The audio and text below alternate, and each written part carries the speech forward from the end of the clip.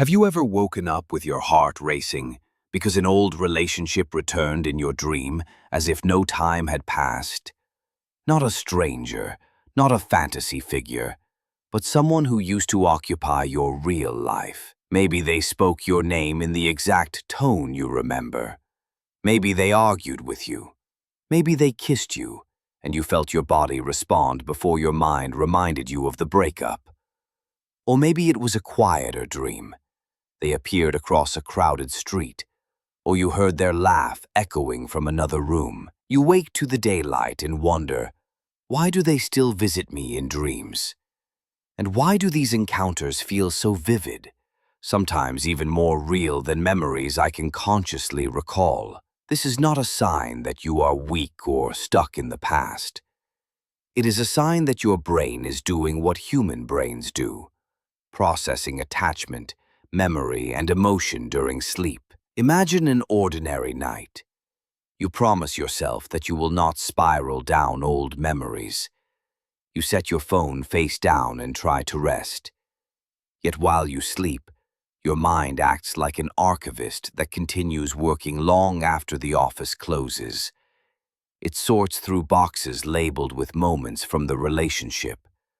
The first trip you took together, the fight in winter, the song you shared, the text you never sent. During rapid eye movement sleep, REM, those boxes are reopened, and sometimes the archivist pulls out a reel that includes your former partner. The result is a dream that can feel intrusive, confusing, or strangely comforting. Science has studied this process carefully. Most adults pass through 4 or 5 sleep cycles every night. Each cycle lasts between 90 and 110 minutes. Within every cycle is a period of REM, when the eyes dart under closed lids and the brain's activity resembles wakefulness. Dreams are not exclusive to REM, but they are most vivid and emotional in that stage. Toward morning, the REM periods lengthen, which is why dreams before waking often feel the most cinematic. Almost everyone dreams several times a night. The key difference is recall. If you wake at the wrong time, move too quickly, or let your phone flood your attention, the fragile trace evaporates. People who insist they never dream usually mean they do not remember. Why then do ex-partners appear so often in these dreams? There are several well-supported explanations. The first is called the continuity hypothesis. Dreams are not random films. They are stitched from materials your waking mind has been handling. A breakup leaves loose threads, habits, roles, conversations that ended abruptly. Those threads drift into sleep because the brain seeks to weave closure where waking life did not provide it. The second explanation is emotional processing. REM functions like an emotional regulator. It lowers the intensity of feeling while preserving its meaning. Revisiting the breakup at night may be the brain's way of sanding the sharp edges, making the memory less likely to overwhelm you in the day. The third explanation is ironic rebound. Research by Daniel Wegner and colleagues showed that when people try to suppress a thought before sleep, they are more likely to dream about it. The classic example is, do not think of a white bear. The more you suppress, the more the thought rebounds. Telling yourself, don't think of them, primes the brain to project them into your dream. The fourth explanation involves attachment patterns. Psychologists studying relationships show that the way we bond, secure, anxious, avoidant, colors dream content. People with anxious attachment often dream of searching, jealousy, or abandonment. People with avoidant attachment may dream of distance or indifference. Dreams act as rehearsals, replaying old strategies in a safe theater. The influence of these dreams can spill into the following day. Studies using daily diaries have shown that what we dream tonight can tilt our mood tomorrow. A dream of betrayal may leave a person more suspicious or irritable, even without external cause. A dream of intimacy can increase warmth and openness the next day, particularly if the waking relationship is already stable. Dreams are not prophecy. They are spotlight operators, pointing attention toward certain feelings and scripts. Breakups provide a particularly vivid laboratory for this phenomenon. Psychologist Rosalind Cartwright studied recently divorced adults by waking them during REM and recording their dreams. She found that people whose dreams engaged with the divorce, acknowledging pain, experimenting with reframing, tended to recover better emotionally. Those who avoided the theme altogether or repeated the same dream loops without change struggled more. The message is not that everyone must dream about their ex to heal. It is that dreams can act as a pressure valve and a rehearsal space, helping the brain integrate emotional upheaval. Neuroimaging offers further insight. During REM, the amygdala, which amplifies emotion, is active, while the prefrontal cortex, which enforces strict logic, quiets down. That combination produces intense, yet malleable experiences. Across a night, the brain can reduce reactivity to a charged memory. You wake in the morning and the scream has been transformed into a song, still full of feeling but less shattering. In this way, dreams are not betrayals, they are maintenance sessions. You may notice that some nights bring a dream of your ex and others do not. Dream recall depends on skill and circumstance. Light sleepers, people who value dreams, and those who wake briefly during late REM tend to remember more. Alcohol, irregular schedules, new parenthood, and chronic stress make recall harder. If you want to remember, protect the first 2 minutes after waking. Stay still. Keep your eyes closed.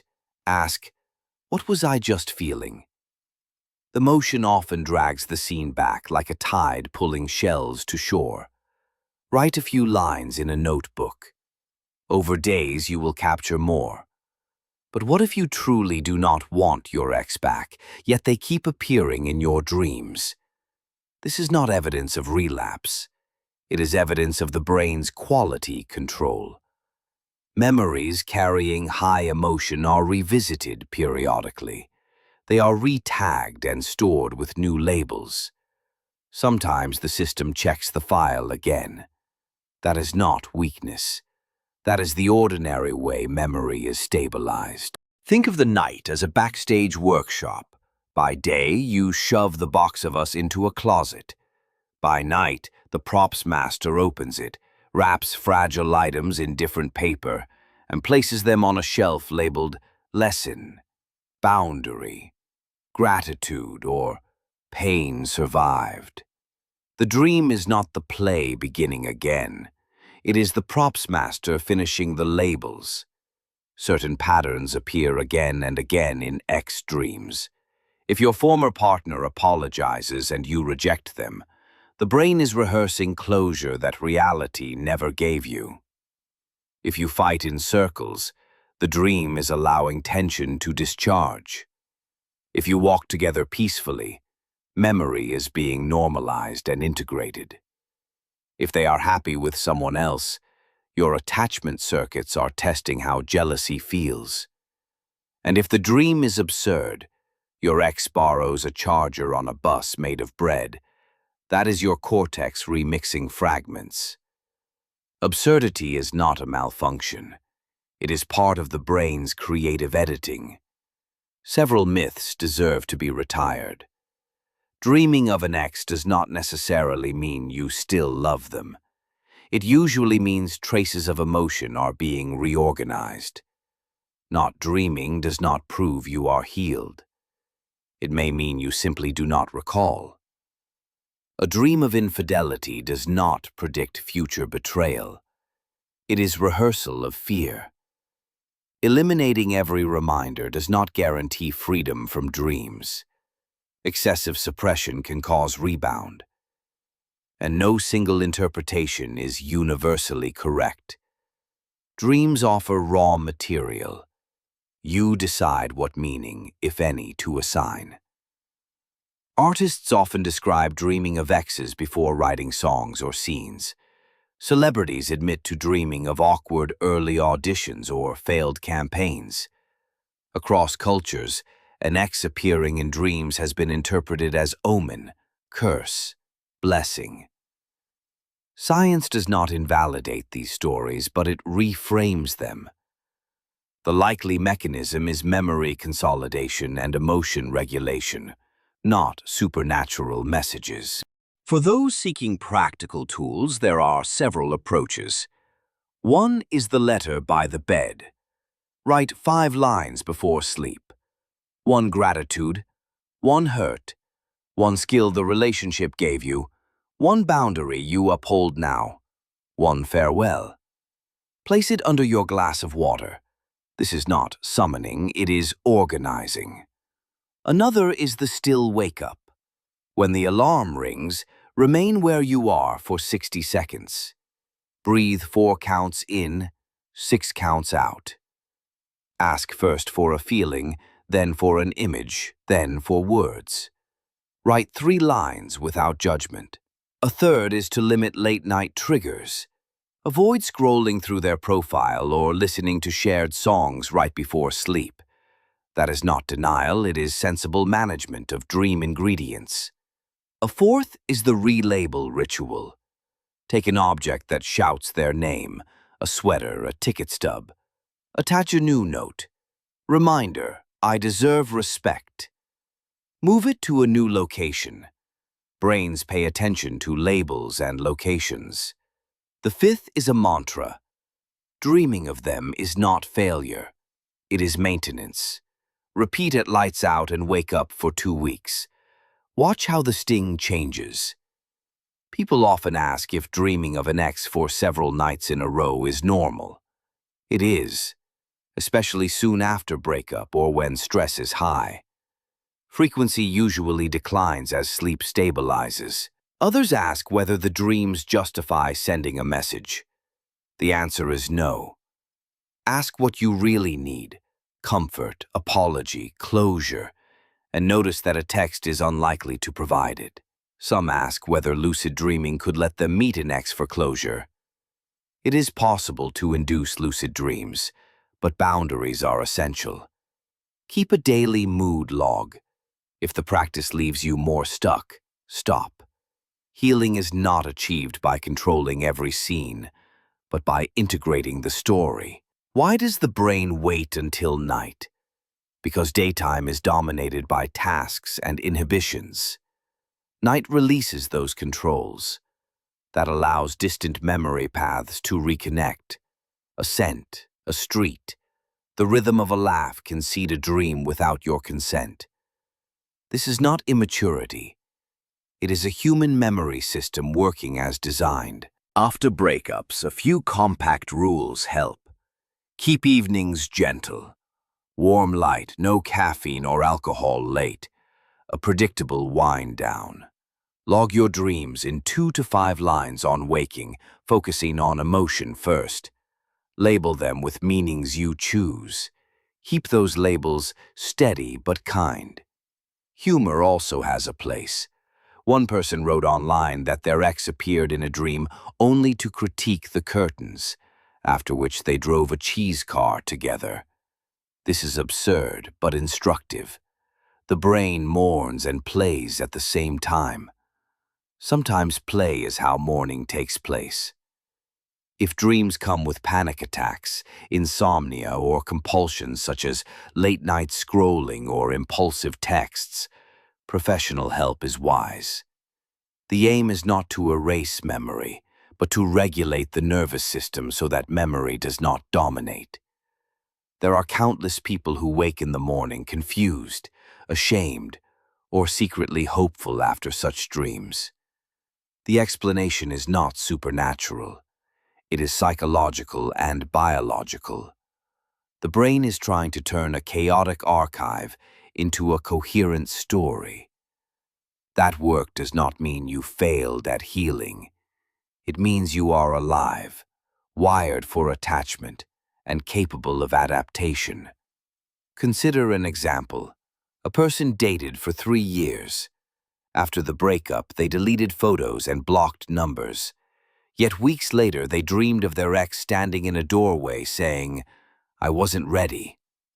They woke furious, as if betrayed by their own mind. They began keeping a notebook. One entry, doorway. Words, "I wasn't ready." Emotion, anger.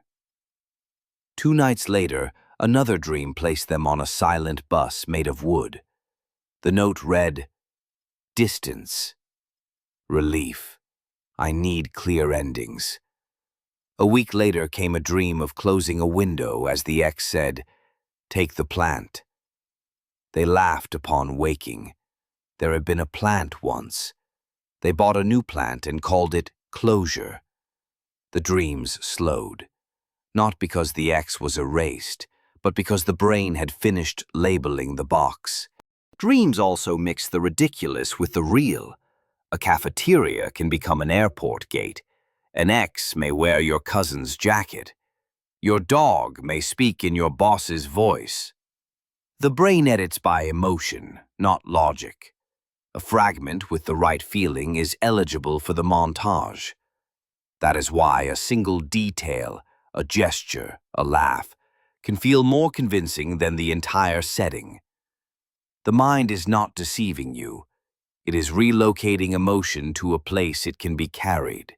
Sometimes the dream is kind. You receive forgiveness or tenderness. You wake crying because it felt real and the day feels heavier. But the dream can be a rehearsal for self-compassion. Use the kindness you were given in the dream as language for how you speak to yourself. You can keep the grace while leaving the person. Do not believe the lonely thought that recurring dreams mean you are weak. You dream because you are alive, attached, remembering, and healing. The brain does not stage court trials at night. It stages workshops. Let the workshop be messy. You will still wake stronger. Practical strategies help. Keep your room cool and dark. Wind down with reading or stretching rather than endless scrolling. If you wake from an intense dream, ground yourself by naming 5 visible objects. Build a morning ritual, a walk, coffee, sunlight, a song that belongs to you alone. This rewards the nervous system for returning to today. It is natural to ask what the dream means, but the better question is what need it reveals. Is it a need for respect, reassurance, reciprocity? Ask how you can meet that need in daylight without depending on a dream or an ex. Interpretation is less about decoding symbols than about noticing needs. If you have not dreamed of them at all, know this too is normal. The brain may be protecting you until stress eases. Dreams of exes sometimes appear months later when the nervous system has room. Absence on the tape is not absence of the song. It is healthy to hold both science and mystery. If a dream moved you to call a friend, to keep a promise, to forgive yourself, the impact is real.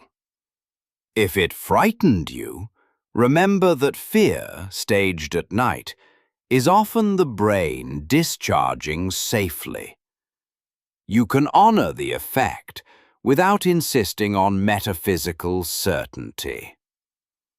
A simple 2-minute morning practice can transform how dreams are integrated. In the first minute, stay still and ask for the feeling. In the second, write 3 lines. One image, one emotion, one need.